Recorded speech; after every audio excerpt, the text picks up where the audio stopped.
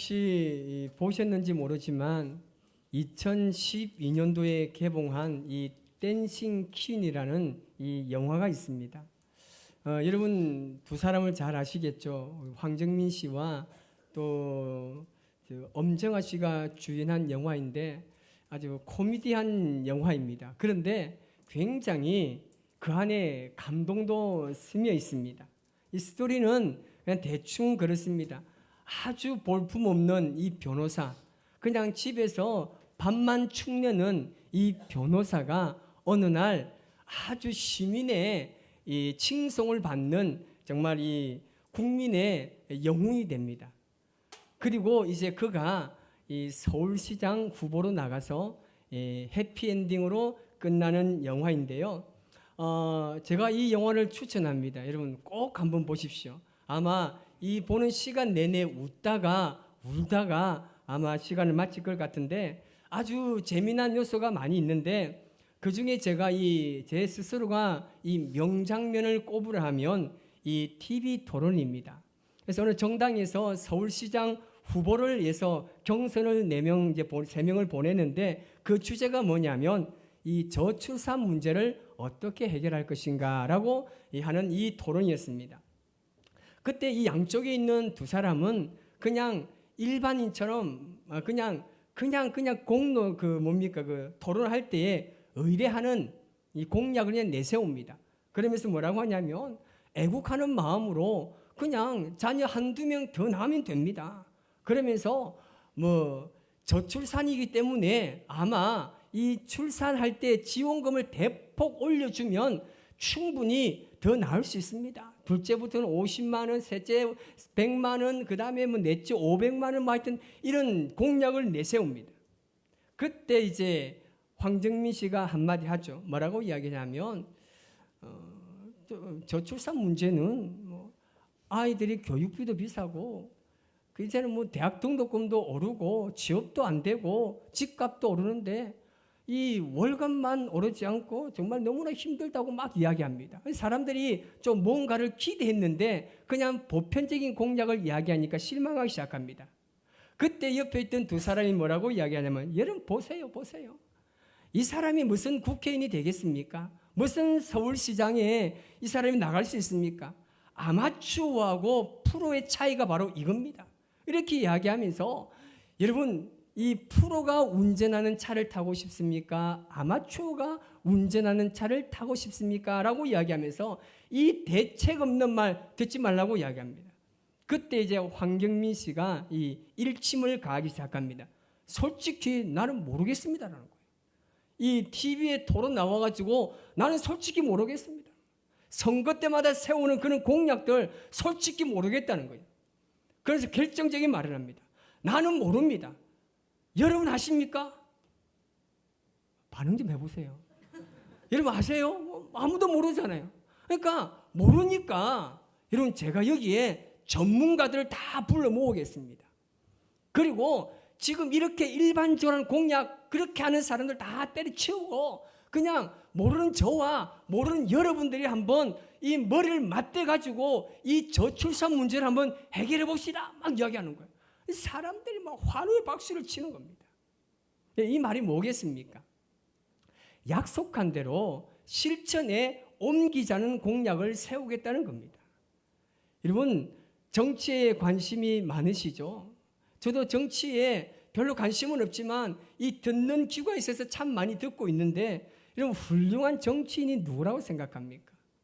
여러분 훌륭한 정치인은 자신에게 권리를 양도한 이 국민의 뜻을 실천으로 옮길 수 있는 사람이 정말 훌륭한 정치가입니다. 하지만 선거 시기만 되면 내세우는 그런 공약들, 그 약속들 얼마나 많이 있습니까? 그런데 지켜지는 것은 그리 많지 않다는 거죠. 그러면서 어떤 변명을 합니까? 그 약속을 어떻게 다 지킬 수 있습니까? 라고 이야기하죠. 제가 어떤 정치를 폄하하는 게 아닙니다. 여러분 우리 그리스도인들에게 약속은요 굉장한 중요한 가치, 신앙적 가치의 의미를 가지고 있는 것입니다. 오늘 우리는 이 약속을 우리가 붙잡아야 하는 것이죠. 오늘 우리가 읽은 이 말씀뿐만 아니라 성경에는 수많은 약속들이 존재합니다. 하나님께서 우리에게 약속하신 것들, 예수님께서 우리에게 반드시 이렇게 할 것이라는 약속, 성령님께서 우리에게 반드시 너희들의 삶을 내가 인도할 것이라는 약속, 그 밖에도 얼마나 수많은 약속들이 있습니까? 그리고 실제로 그 약속에 의해서 인류는 발달하고 성장해 왔습니다. 오늘 본문의 이 여호수아를 보면요, 1장에서 7장까지 보면 이 하나님의 약속에 대한 내용을 담고 있습니다. 그 약속이 뭡니까? 너희들이 내 말을 듣고 그도로 행하면 내가 약속한 그것을 너희들에게 이루어 주겠다는 말씀입니다. 그리고 여호수아와 이스라엘 백성들은 하나님의 그 약속을 믿고 말씀대로 행함으로 그 하나님의 약속을 성취하게 됩니다. 여러분, 이 기독교를 정의할 수 있는 여러 단어가 참 많이 있습니다. 그 중에 한 가지를 꼽으라면 바로 이 약속입니다. 기독교의 신앙은 약속과 성취로 이루어져 있습니다. 크게 보면 메시아가 오실 것이라는 이 구약의 약속이 신약의 성취로 이루어졌습니다. 예수님께서 이 땅에 오셔서 가난하고 병들고 죄악 가운데 있는 사람들을 그들의 신음하는 소리를 내가 듣고 그들을 고쳐주고 내가 구원해 주겠다고 하셨습니다. 그 약속대로 신약에서는 그대로 이루어졌습니다. 그리고 그 약속을 믿고 따라가는 사람들에게는 하나님께서 약속하신 그 구원을 믿음으로 선물을 받게 되는 것입니다. 약속과 성취의 이 범위를 조금 좁혀보면 십계명이나 아니면 신명기 언약이나 다윗의 언약이 있습니다. 이 약속의 특징 두 가지가 있습니다. 그 약속의 특징이 뭐냐면 이 약속은 하나님께서 주신 말씀이고 그 말씀을 지키는 자에게는 말로 닿을 수 없는 놀라운 복이 주어지는 것입니다. 하지만 이 하나님의 약속을 무시하고 지키지 않는 자들에게는 저주와 화가 임했습니다. 약속과 성취에 나타난 또 하나의 특징은 뭐냐면 인간이 시작한 것이 아닙니다. 하나님께서 시작하셨고 하나님께서 일방적으로 제정하셨습니다. 그렇다고 해서 하나님께서 일방적으로 하셨기 때문에 우리는 그 약속을 지키지 않아도 된다는 말이 아닙니다. 우리는 이것을 뭐라고 이야기하냐면 하나님의 은혜라고 부릅니다. 하나님께서 우리에게 약속하신 것이 무엇입니까? 너희들이 말씀을 지키면 그 말씀대로 살아가면 내가 너를 창대하겠다. 내가 너에게 복을 주겠다. 3, 4대까지 엄청난 복을 주겠다. 아멘. 그 약속이지 않습니까? 그것을 믿고 따라가는 사람들 중에 그렇게 되지 않는 사람이 과연 얼마나 있습니까? 그래서 우리는 이것을 하나님의 은혜라고 부르는 겁니다. 우리가 하나님의 은혜를 받은 백성이므로 하나님과 맺은 이 약속을 지키며 따라가는 믿음의 삶을 살아가야 하는 것입니다. 여호수아가 하나님께서 그에게 약속하셨습니다. 내가 가나안 땅을 주겠다고 약속하셨습니다. 그런데 그 가나안 땅을 가는데 첫 번째 관문이 바로 오늘 본문에 나오는 이 여리고성입니다. 여호수아가 이 여리고성을 정탐하기 위해서 2명을 보냅니다. 그런데 알느냐게도 이 정탐꾼 2명이 여리고성으로 가자마자 라합이라는 이 기생의 집에 유하게 되는 것이죠. 왜 거기에 들어갔을까요? 오늘 본문 2장 1절 말씀을 우리 같이 한번 읽습니다. 시작. 여호수아가 시딤에서 2 사람을 정탐꾼으로 보내며 이르되 가서 그 땅과 여리고를 엿보라 하매 그들이 가서 라합이라는 기생의 집에 들어가서 거기서 유숙하더니 아멘. 이 말씀을 보면 어떻습니까? 마치 여리고성을 정탐하기 위해서 라합이라는 이 여인의 집을 마치 예비하신 것처럼 보이지 않습니까? 여러분, 사실 여기에는요 굉장히 놀라운 하나님의 구소삭적인 의미가 담겨 있습니다. 라합은 여리고성에 있는 이 여관 집 주인입니다. 기생입니다. 돈만 지불하면 들어갈 수 있는 집이고 거기는 수많은 사람들이 드나들기 때문에 이 사람들의 눈에 띄지도 않고 그리고 거기서 수많은 사람들이 왔다 갔다 하면서 그들에게 듣는 소리가 있습니다. 여리고 성에 이 관련된 군사들에 대한 정보와 그리고 이 민심들이 지금 어떠는지를 충분히 살필 수 있는 곳이기 때문입니다. 그런데 이 정탐꾼이 금방 발각되고 맙니다. 이 여리고 왕이 이 사람을 보내서 정탐꾼을 찾아오라고 명령하죠. 그런데 라합이 어떻습니까? 협조하지 않습니다. 거짓말로 둘러댑니다. 그들이 왔습니다. 왔는 거는 맞는데 떠나갔다고 이야기합니다. 지금 쫓아가면 잡을 수 있습니다라고 이야기합니다. 사실은 옥상의 가장 위층에 지금 숨겨두었습니다. 여러분, 이 라합은 왜 자기 나라를 배반하면서까지 이 정탐꾼을 숨겨주셨을까요? 왜 이 라합이 그를 숨겼을까요? 이스라엘, 이 히브리 민족에 대한 소문 때문입니다. 당시에 세계 패권을 잡고 있던 이 이집트의 노예로 살던 이 히브리 민족이 장정만 60만 명이고 다 합치면 200만 명의 사람들이 그들이 이집트를 탈출했다는 소리입니다. 하나님이라는 신이 이집트에 10가지 재앙을 내렸는데 그 재앙의 소문을 들으니까 소름이 끼칠 정도입니다. 그리고 그들이 나가자마자 홍해라는 바다를 만나는데 하나님께서 홍해를 가르시고 그 땅을 정말 마른 땅같이 걷게 했다는 거예요. 광야의 길을 만났을 때는 하늘에서 먹을 것이 떨어져 가지고 그들이 만나와 메추라기를 먹고 살았다는 겁니다. 물이 없을 때는 반석에서 물을 내셨다는 거죠. 이 소문을 그가 들었던 겁니다. 이런 지금 히브리 민족, 이 이스라엘 백성들이 여리고성에 도착했는데 이 여리고성도 온전치 않을 것이라는 것을 이 라합이 확신하게 된 겁니다. 이것을 단지 라합은 그냥 소문으로만 생각하지 않았습니다.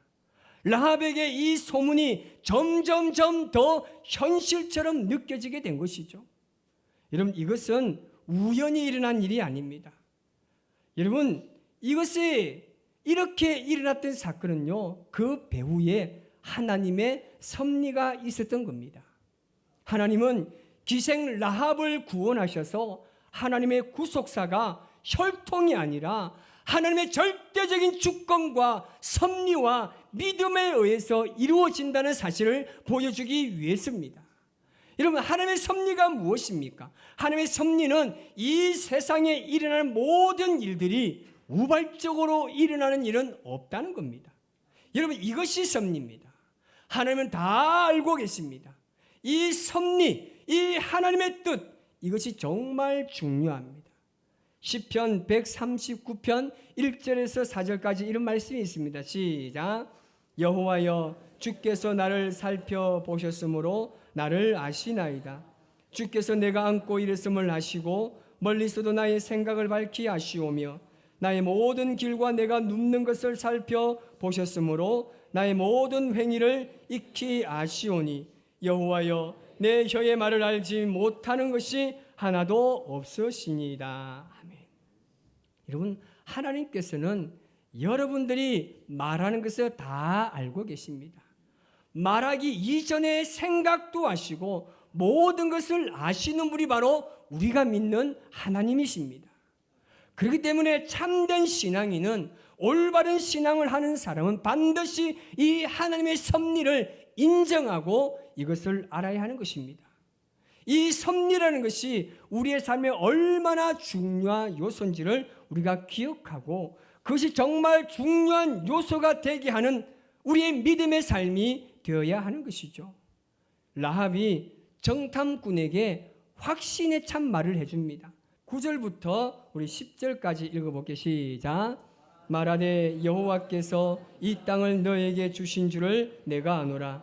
우리가 너희를 심히 두려워하고 이 땅 주민들이 다 너희 앞에서 간담이 녹았나니 이는 너희가 애굽에서 나올 때에 여호와께서 너희 앞에서 홍해물을 마르게 하신 일과 너희가 요단 저쪽에 있는 아모리 사람의 두 왕 시온과 옥에 행한 일, 곧 그들을 진멸시킨 일을 우리가 들었음이니라. 아멘. 놀랍지 않습니까? 라합은 여호와께서 이 땅을 이스라엘에게 주신다는 것을 안다고 말하면서 이 백성들이 이스라엘을 지금 굉장히 두려워하고 있다고 말합니다. 이 말을 들은 정탐꾼들이 어떤 마음이 들겠습니까? 확실하지 않겠습니까? 이 여인의 말이었지만 이들은 이 여인의 말이 정말 하나님의 약속이 그대로 성취될 것이라는 것을 믿었다는 거죠. 하나님의 약속을 신뢰하지 않을 수가 없습니다. 그리고 자신들을 라합의 집으로 인도하신 것도 이 라합을 그의 집을 구원하기 위한 하나님의 섭리라는 것을 그들이 알게 된 거죠. 이 라합은 이스라엘에 대한 소문을 그냥 소문으로만 여기지 않았습니다. 여러분, 들어서 아는 것과 믿는 것은요, 차원이 다릅니다. 여리고성의 사람들은 이 소문을 많이 들었습니다. 그러나 소문으로만 끝냈습니다. 하지만 라합은 이스라엘은 이 소문을 듣고 이것을 놀랍도록 해석합니다. 12절 말씀을 우리 같이 한번 읽습니다. 그러므로 이제 청하노니 내가 너희를 선대하였은즉 너희도 내 아버지의 집을 선대하도록 여호와로 내게 맹세하고 내게 증표를 내라. 아멘. 라합은 이스라엘에 대한 소문을 듣고 믿음으로 반응했습니다. 여러분, 그 결과가 어떻게 됐습니까? 여호수아 6장 25절 말씀을 같이 읽습니다. 여호수아가 기생 라합과 그의 아버지의 가족과 그에게 속한 모든 것을 살렸으므로 그가 오늘까지 이스라엘 중에 거주하였으니 이는 여호수아가 여리고를 정탐하려고 보낸 사자들을 숨겼음이더라. 아멘. 이 결과입니다. 이 결과를 히브리스 기자가 또 어떻게 이야기하냐면 히브리스 11장 31절 시작.